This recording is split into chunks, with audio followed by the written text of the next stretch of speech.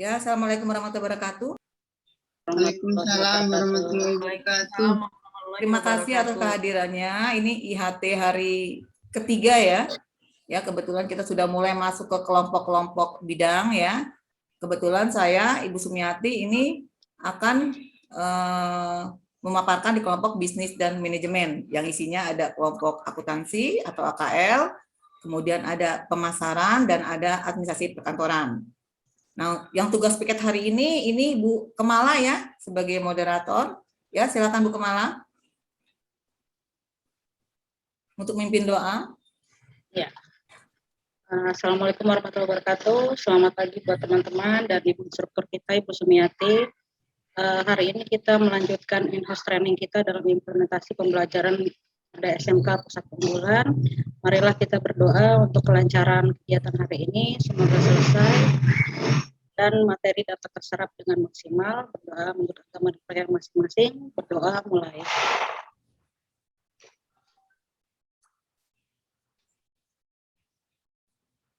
Selesai. Oke, saya serahkan ke Ibu Sumiati selaku instruktur. Terima kasih, Bu. Ya, baiklah. Kemarin Ibu-ibu sudah belajar tentang kurikulum dengan Bu Ernita ya. Ya, jadi untuk tahun ini sekolah kita menjadi sekolah pusat keunggulan. Maka untuk kelas 10-nya itu kita harus menggunakan kurikulum yang namanya kurikulum PK ya, jadi kurikulum pusat keunggulan. Dan kebetulan di sini kemarin saya ditugaskan untuk ikut diklatnya ya. Tapi saya rasa kalau dari segi kemampuan ibu-ibu lebih bagus daripada saya. Di sini saya bukan mengajari, tapi kita hanya saling diskusi aja. Jadi kalau ada kekurangan-kekurangan, mari kita saling tambahkan. Kalau ada yang lebih bisa diambil, kalau kurang dia dikoreksi gitu aja. Setuju ya? Dan kita kemarin sudah bahas kesepakatan-kesepakatan dan sudah saya share itu di grup kita untuk kesepakatan yang kita ambil ya tadi. Terus untuk hari ini saya akan memaparkan tentang capaian pembelajaran. Ya, tentang capaian pembelajaran. Saya share screen dulu ya. Pernah dengar capaian pembelajaran nggak Bu kemarin pada saat diklat hari pertama dan kedua? Sudah ya? Sudah. Nah, apa kira-kira yang dibahas di capaian pembelajaran kemarin? Gabungan pengetahuan, keterampilan, dan sikap. Kalau kemarin kan dipisah, ini kan digabung semua seperti itu. Gabungan pengetahuan dan sikap ya. Ada yang lain? Ada yang lain?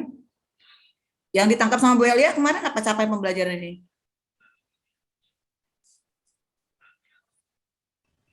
Mungkin target yang ingin dicapai juga mungkin, Bu. Iya, target yang ingin dicapai. Jadi sebenarnya ketika kita menggunakan kurikulum K13, ini capaian pembelajaran ini adalah KIKD. Ya.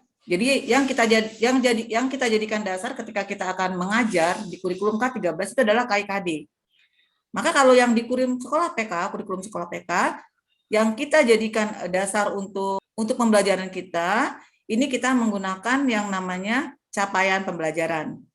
Dan capaian pembelajaran ini bukan kita yang buat, tapi memang sudah ditetapkan oleh pemerintah. Jadi pemerintah menargetkan kira-kira peserta didik ini untuk misalnya fase A, B, C itu dia capaian pembelajarannya apa gitu. Itu memang sudah ditargetkan oleh pemerintah. Tetapi bukan juga berarti kita paksakan untuk peserta didik bisa mencapai seluruh capaian pembelajaran tersebut. Tidak bisa kita paksakan juga karena memang untuk capaian pembelajaran ini untuk kurikulum yang sekolah PK ini ya, kurikulum pusat keunggulan ini yang kita inginkan ke peserta didik itu nanti peserta didik itu bisa belajar sesuai dengan kemampuannya. Kemarin belajar begitu kan? Menurut Ki Hajar Dewantara, belajar ya Ibu ya? Iya Bu, sesuai dengan potensi. Iya, sesuai dengan potensinya, sesuai dengan potensi peserta didik. Jadi kita nggak bisa memaksakan karena setiap peserta didik itu punya kemampuan yang berbeda-beda, ya. Oke. Tujuan pembelajaran kita hari ini untuk capaian pembelajaran. Nanti di akhir sesi ini saya berharap ibu-ibu bisa memahami arti capaian pembelajaran, kemudian bisa mengetahui prinsip capaian pembelajaran, dan yang terakhir Nanti ini berupa tugas yang pasti ya, bisa mengidentifikasi kompetensi yang ingin dicapai di setiap elemen capaian pembelajaran. Ibu-ibu sudah buka capaian pembelajaran belum kemarin? Yang sudah di-share, udah ya? Jadi sudah lihat isinya? Ya, sudah lihat isinya? Oke. Yang pertama kita akan memahami arti capaian pembelajaran. Tadi Bu Kemala sudah bilang ya, capaian pembelajaran itu adalah target yang ingin dicapai. Ya Bu Kemala ya? Target yang ingin dicapai, kata Bu Kemala. Begitu juga kata Bu Elia. Itu adalah kompetensi yang ingin dicapai oleh peserta didik. Nah, jadi memang capaian pembelajaran itu merupakan target yang akan dicapai di tiap fasenya. Ya, jadi di sini capaian pembelajaran itu adalah suatu ungkapan tujuan pendidikan yang merupakan suatu pernyataan tentang apa yang diharapkan diketahui, dipahami, dan dapat dikerjakan peserta didik setelah menyelesaikan suatu periode belajar. Jadi maksudnya alur apa saja, kompetensi-kompetensi apa saja yang harus dicapai oleh peserta didik supaya targetnya itu tercapai. Gitu, seperti itu. Jadi sebenarnya menurut keputusan Menteri Republik Indonesia nomor 958 tahun 2020, capaian pembelajaran itu merupakan bentuk pengintegrasian kompetensi inti dan kompetensi dasar yang disusun secara komprehensif dalam bentuk narasi yang meliputi sekumpulan kompetensi dan lingkup materi. Sehingga dengan capaian pembelajaran itu memungkinkan setiap anak itu mendapatkan pengalaman belajar sesuai dengan tingkat kompetensinya. Ya, jadi saya ulangi sekali lagi, capaian pembelajaran itu merupakan pengintegrasian kompetensi inti dan kompetensi dasar kalau untuk kurikulum K13. Intinya adalah capaian pembelajaran adalah target yang akan dicapai, seperti itu. Nah, ini intinya ya, jadi capaian pembelajaran adalah kompetensi yang diharapkan dapat dicapai oleh siswa di akhir fase. Apa yang kita inginkan di siswa, itu maksudnya. Bisa dipahami Ibu-Ibu? Pak. Jadi sebenarnya untuk capaian pembelajaran, ini ada fase A. Fase A ini untuk kelas 1 dan 2 SD. Kemudian ada fase B. Fase B itu untuk kelas 3 dan 4 SD. Fase C itu untuk kelas 5 dan 6 SD. Fase D untuk kelas 7 dan 9 sampai 9 maksudnya. Fase E ini untuk kelas 10. Kelas 10 ini berarti untuk anak SMA ya, SMA SMK. Dan fase F itu untuk kelas 11 dan 12. Seperti itu. Ya, ini fase-fasenya. Jadi kita masuk ke dalam kelompok fase E. Ya, untuk kelas 10 ini masuk kelompok fase E. Bisa dipahami Ibu? Untuk fase-fasenya. Iya, Bu. Bisa ya? Iya, Bu. Lanjut. Oke. Saya lanjut. Berikutnya ada prinsip capaian pembelajaran. Jadi sebenarnya capaian pembelajaran itu bukan asal-asalan juga ya, kita harus ada prinsipnya. Ya, prinsipnya itu dia terukur dan spesifikasi. Yang kedua adalah fleksibel atau sesuai dengan proses dan tahapan belajar siswa. Itu capaian pembelajaran. Nah, sekarang yang pertama yang terukur dan spesifikasi. Spesifik maksudnya ya. Maksudnya adalah capaian pembelajaran itu harus bisa diukur dan spesifik, ya. Dan untuk capaian pembelajaran itu harus berdasarkan taksonomi Bloom, ya. Dan yang harus diingat untuk konsep taksonomi Bloom itu sangat sederhana, yaitu sebelum kita memahami konsepnya, ingat dengan baik. Kemudian yang kedua, pahami sebelum Anda mulai menerapkannya. Yang ketiga, kita menganalisis proses sebelum Anda mengevaluasi. Ini untuk prinsip yang terukur dan spesifik. Jadi kita menyesuaikan dengan konsep taksonomi Bloom. Masih ingat kan konsep taksonomi Bloom? Masih pada ingat kan ya? Ini di tiap kurikulum selalu ada. Kemudian yang kedua, harus fleksibel. Artinya sesuai dengan proses dan tahap belajar siswa. Ya, jadi untuk kurikulum SMK PK ini dia fleksibel ya. Kita harus menyesuaikan dengan kondisi siswa. Jadi capaian pembelajaran itu membawa perubahan dalam pendekatan pembelajaran di kelas dari yang berfokus kepada guru, kita berfokus kepada siswa. Jadi kita nggak boleh memaksa siswa ikut dengan kita. Maksudnya harus sesuai dengan pengetahuan yang kita harapkan, nggak seperti itu. Tapi kita berusaha untuk supaya kita bisa siswa itu bisa lebih paham dengan kemampuan dia seperti itu loh. Kita nggak bisa memaksakan intinya. Nah, Karakteristik dari capaian pembelajaran itu yang pertama, pengembangan CP itu jelas mendefinisikan hasil yang harus dicapai siswa pada akhir program pembelajaran. Kemudian desain kurikulum, strategi belajar, dan kesempatan belajar ini dilakukan untuk menjamin tercapainya CP. Terakhir, proses penilaian itu disesuaikan dengan capaian pembelajaran dan penilaian setiap individu siswa dilakukan untuk memastikan bahwa siswa mencapai target pembelajaran. Nah, itu seperti itu untuk pemaparannya. Nah, jadi intinya begini ya ibu-ibu ya. Di kurikulum PK itu kita sudah tidak ada KIKD lagi, tapi yang kita lihat untuk melakukan pembelajaran itu adalah capaian pembelajaran.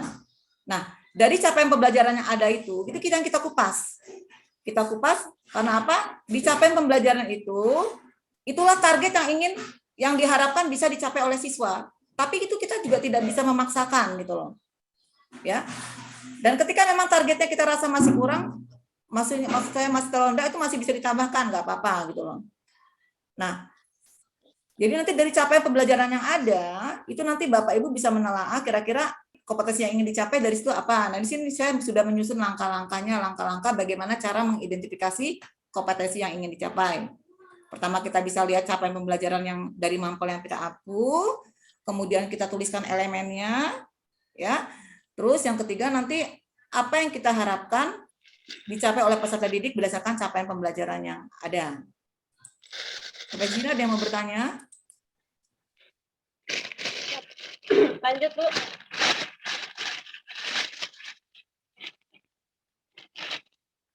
Tanya boleh ya, Bu? Ya, boleh.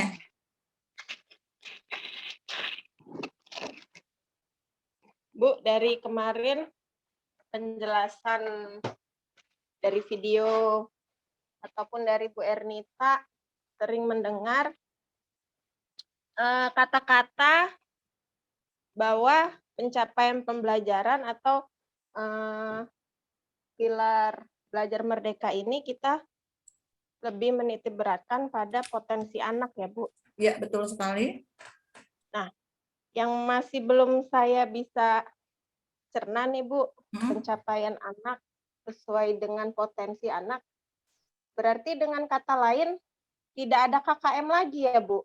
Karena kan setiap anak itu berbeda-beda, Bu, potensinya. Iya. Atau sudah dikemas dalam narasi yang seperti apa untuk program Pilar Merdeka Belajar ini, Bu? Itu aja, Bu, pertanyaan saya. Terima kasih. Oke, ada yang bisa jawab yang lainnya? Maksud dari pertanyaan Bu Puri? Apakah tidak ada KKM lagi?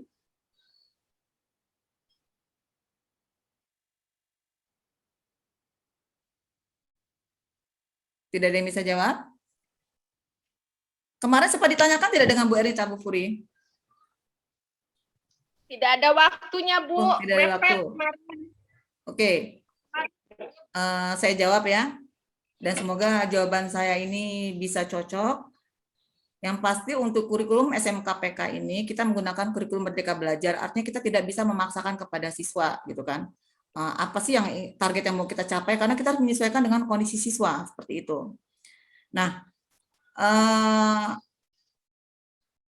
KKM itu sebenarnya untuk menilai kita menganggap siswa itu sudah lulus atau belum, kan seperti itu.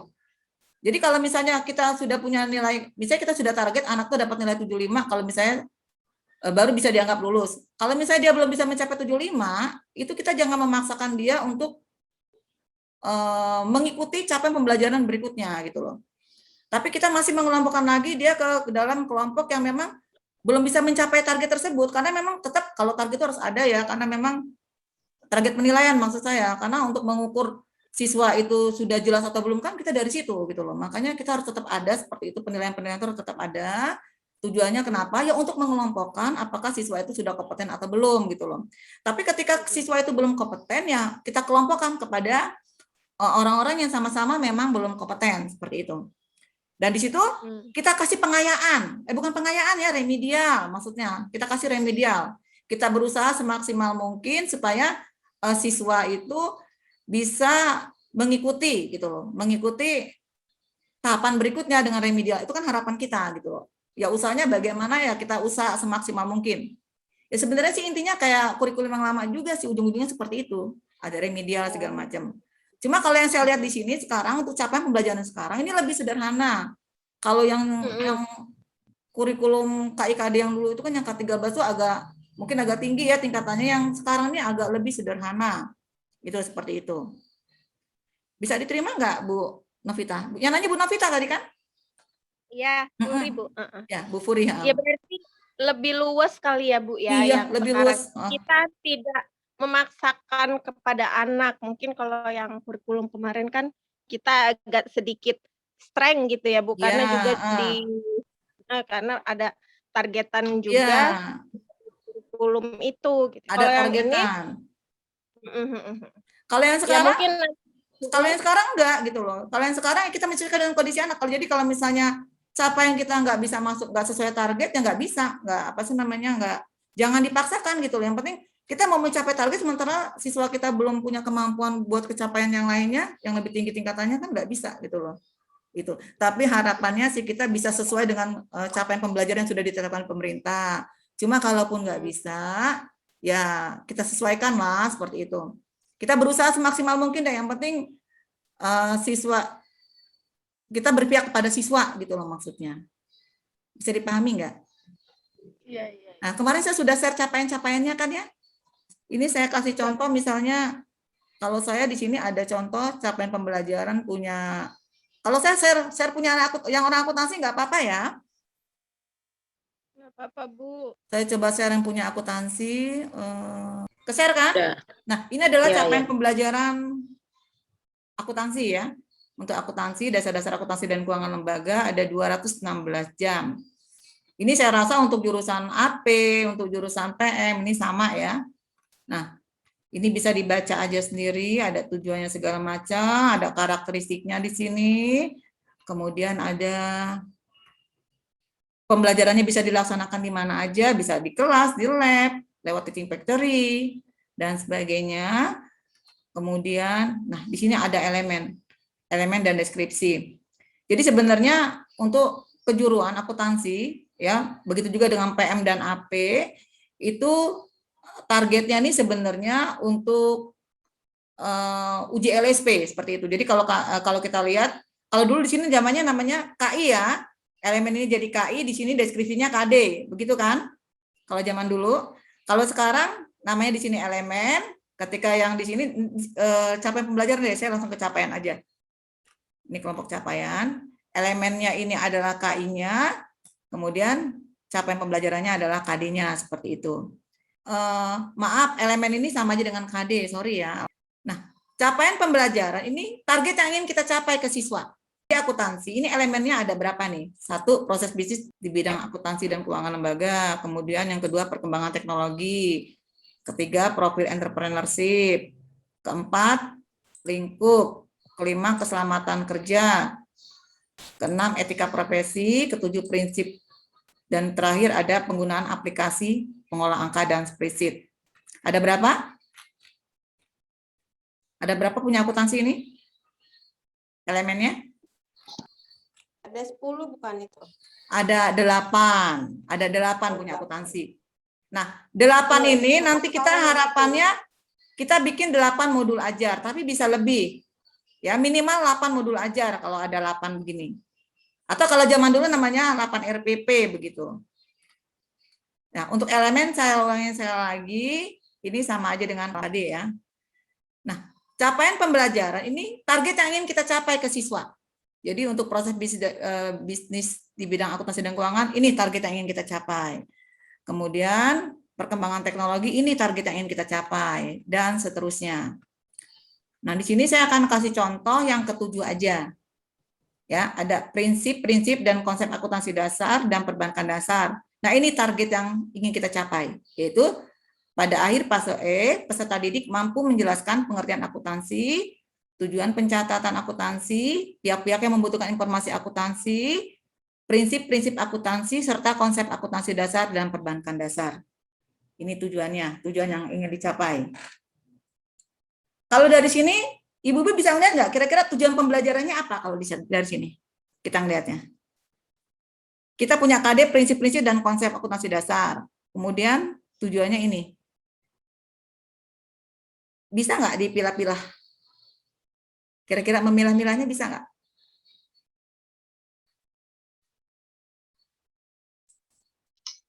Pertanyaannya apa tadi Bu Sumi? Gini, ini kan ada KD tentang prinsip-prinsip dan konsep akuntansi dasar. Nah, capaian Ya. pembelajarannya ini pada akhir fase E, peserta didik mampu menjelaskan pengertian akuntansi, tujuan pencatatan akuntansi, pihak-pihak yang membutuhkan informasi akuntansi, prinsip akuntansi, serta konsep akuntansi dasar dan perbankan dasar. Jadi sebenarnya tujuan dari pembelajaran ini bisa kita lihat di capaian pembelajaran.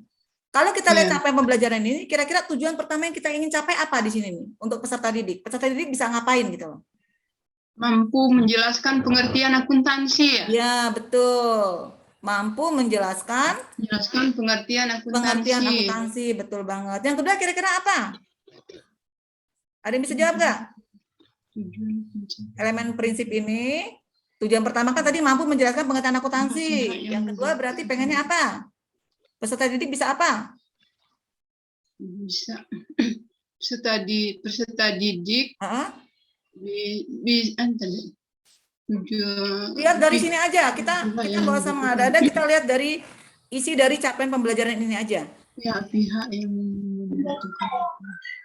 Bisa menjelaskan pihak-pihak yang membutuhkan informasi akuntansi. Iya, betul. Sebelum menjelaskan ini ada satu lagi ini, Bu Rani. Adanya pencatatan. Tujuan pencapaian. Bisa menjelaskan tujuan pencatatan. Apalagi? Pencatatan. Oh iya, pencatatan. Masih ada itu ada 5. Kemudian Ada dapat prinsip ya, bisa mengidentifikasi atau menjelaskan Prinsip akuntansi. Terus bisa konsep. terakhir bisa mengidentifikasi perbankan dasar. Jadi sebenarnya tujuannya kita di situ. Ibarat kata dulu ini KD ada KD-nya, ini indikatornya gitu, indikator pencapaian kompetensinya seperti itu. Jadi saya ulangi sekali lagi, di sini ada prinsip tentang KD-nya prinsip-prinsip dan konsep akuntansi dasar dan perbankan dasar, atau materinya seperti ini, KD-nya seperti ini ya. Nah, tujuan yang kita ingin capai, kita lihat dari kolom capaian pembelajaran. Ini yang pertama, kita pengen peserta didik bisa menjelaskan pengertian akuntansi. Terus yang kedua, kita ingin peserta didik bisa menjelaskan tujuan pencatatan akuntansi. Kemudian kita bisa menjelaskan, kita berharap peserta didik bisa menjelaskan pihak-pihak yang membutuhkan informasi akuntansi. Kemudian kita bisa mengharapkan juga peserta didik bisa menjelaskan prinsip-prinsip akuntansi. Kemudian bisa mengidentifikasi konsep dasar akuntansi dan konsep dasar perbankan dasar, seperti itu. Ini tujuannya. Jadi kalau kita buat ke dalam kolom, seperti ini ya. Nah,